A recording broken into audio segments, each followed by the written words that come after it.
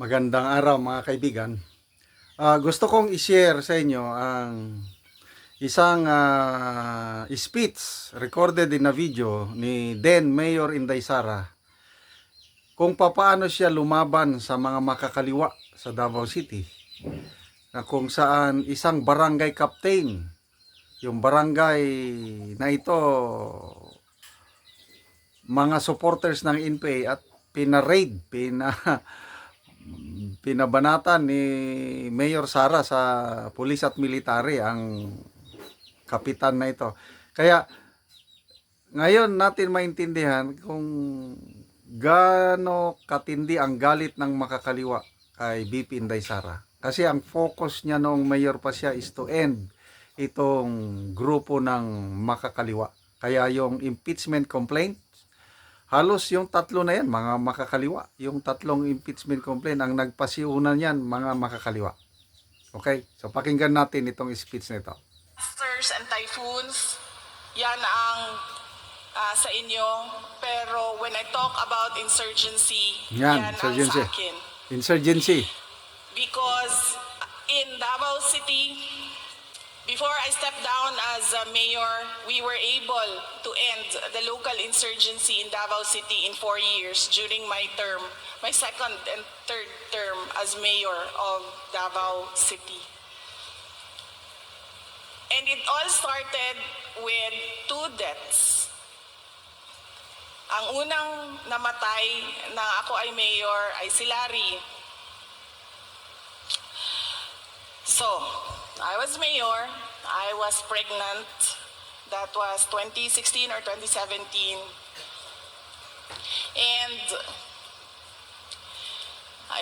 I'm sure you've heard of it, sinunog nila yung box plant ng isang kumpanya sa Panabo, sa Mandug, the area straddling Davao City and Davao del Norte. And then nag-iwan sila ng bomba para sila makaikyas, makalayo. Pag sabog ng bomba, tinamaan si Larry. Si Larry ay isang fish vendor, kanang nagamotor. Nadala niya ang iyahang basket sa isda. Padulong siya sa interior sa Mandog, kay wala kaayoy palingki dito. So mo na ang iyahang negosyo, mo na iyahang trabaho. And naigo sa siya shrapnel. And wala pa ko kabalo, nga dunay namatay. Niadto ko. And then there, when I went there, I learned nga dunay namatay. Dunay naigo. And then I said, asa siya. And then they said, didala siya sa hospital. And so I went to the hospital. And then naabtan ako siya na ginatabang siya sa emergency room. And then nganutaan ako sa nurse, anak ko, ma'am, kinsay kauban niya? Sinong kasama niya? Ang sabi nila, wala siyang kasama. Di iniwan lang yan siya dito ng emergency rescue. Sabi ko, saan ang gamit niya? Binigay nila sa akin, hinanap ko yung cellphone, and then hinanap ko yung number ng kung sino yung, binasa ko yung mga text messages niya, hinanap ko kung sino yung medyo personal, intimate ang kanyang messages, and hinulaan ko, ito yung girlfriend o ito yung asawa. So tinawagan ko, and then tinanong ko siya, kasi ang message niya was, I love you, happy anniversary. On that day, it was his wedding anniversary. Tinawagan ko, tinanong ko siya, ma'am, kilala mo si Larry? Based sa ID. And then sabi niya, asawa na ko si Larry. Siya nga no, di ay kinsa ni, o sinay saran ni, you need to come to the hospital, ipasundo ti ka, because naadiri sa imuhang asawa sa hospital. And then she was asking me, say nahitabo, ana. I said, unya na lang ta mag-istorya, just come to the hospital. And then he died. Wala siya natabang. So, dito natin makita yung pagiging makatao ni BP Inday Sara, no? walang, bibihira yung mayor nagagawa ng ganyan. Iniwan lang siya sa ospital, pinabayaan na lang. But siya, dahil may malasakit, nag-take effort siya para makontak ang wedding anniversary pala ng biktima. Nakakalungkot, no? And then I had to talk to her again sa asawa. And then I said, I'm sorry nga namatay ang imuhang bana. And then, doon nami isa pa ka patay. This time in our Paquibato district. This is the last stronghold of insurgency in Davao City. I do not remember if it was an operations or an ambush, but junior officer of the Armed Forces of the Philippines died doon sa Paquibato. And then, he was not from Mindanao. He was from Antique. So inayos namin, pumunta ako sa funeral home. Tinanong ko sila, naayos na ba yan? Okay na daw lahat. Ibalik nila ang patay nga lawas na doon na sa Antique, ihatod na sa ginikanan, anak ko. May I talk to the parents because he was single, wala siyang asawa, walang anak. Sabi ko, pwede ko bang kausapin yung nanay? So, binigay sa akin yung cellphone, pinakausap sa akin yung nanay, and I had to say sorry again. I'm sorry that your son died. And, ang sagot sa akin ng nanay, and siya, Inday Sara, hindi naman pwede na lagi na lang ganyan, mamamatay yung mga anak namin. And, after that conversation, I thought to myself, bakit ako ang nagsasorry? Ako ba ang terorista? Ako ba ang gumawa ng bomba? Ako ba ang bumaril kay Jay?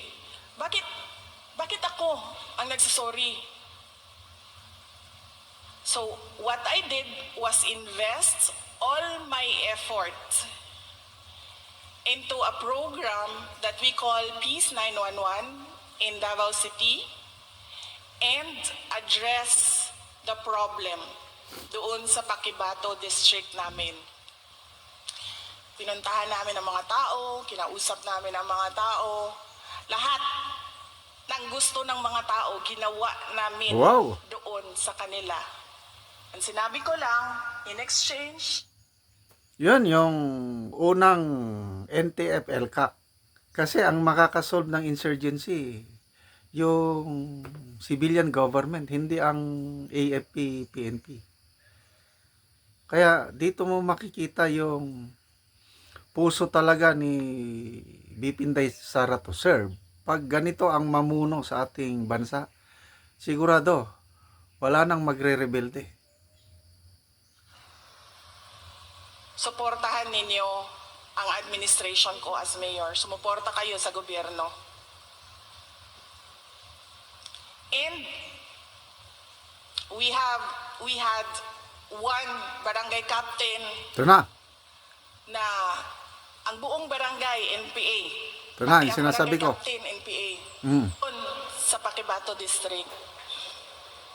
Of course, dahil NPA siya, hindi siya matuog yun kay Inday Sara. So, there is no, sa akin, sinabi ko sa team, there's no talking to a person na dili na gusto makigistorya, dili na abli ang iyahang panghuna-huna, dili na siya open to new ideas. And then, on that part, I let the military do their thing. And this barangay captain called the President of the Republic of the Philippines. And he said, and they call him Mayor, Mayor, si Kapitan Koan ni, kay numdum ka na ko, di ba amigo manta, dinhi, ako sa barangay Koan, nakabisita ka dinhi sa Amua, na Ang presidente si Digong na. Inaparade ni Inday Sara ang ako ang balay. Di nami kagawas sa balay, kay napuno nami og bala. Kada mo gawas mi, na ay bala nga mulupad. And so, the president asked someone to call me. And then I said, kung gusto niya mag-mayor ulit ng Davao City, I'd gladly give this position to him para siya ang mag-decide kung anong gagawin dyan sa Paquibato District. Tell that to the president. So I just want to emphasize to you that the secret, as I said earlier, is the cooperation between governments and the people. And the success is in the hands of the governor and the mayors. Correct. It is quite a complicated process, kaya hindi ko sinasabi sa mga mayor, sa mga barangay captain na lumaban kayo, kasi hindi ko naman ma-reassure ang security ninyo 24 hours a day because ambush happens at any time of the day. Isang bala lang yan, tapos ka na. But what I am always telling our mayors and our barangay captains na kausapin nyo yung mga tao. Tao. Nandyan sa kanilang mga kamay ang sekreto kung paano mawala ang suporta nila sa mga NPA. So, ito yung illustration lang ano. Yung insurgency problem parang peace fund. Ang isda, yun yung mga NPA. Ang tubig, yun ang mga tao. So, paano mo huliin yung isda? O paano mawawala ang isda sa peace fund?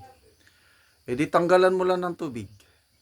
Ibig sabihin, yung suporta ng mga tao, pag nawala na ang suporta ng tao sa mga armado, makakaliwa, aalis sila dyan or mamamatay or madaling mahuli ng pwersa tropa ng gobyerno.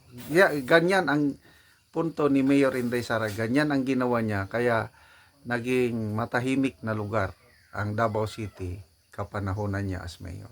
So, again, yung mga nag-file ng impeachment complaint, yung tatlo, puros connected yan sa makakaliwa.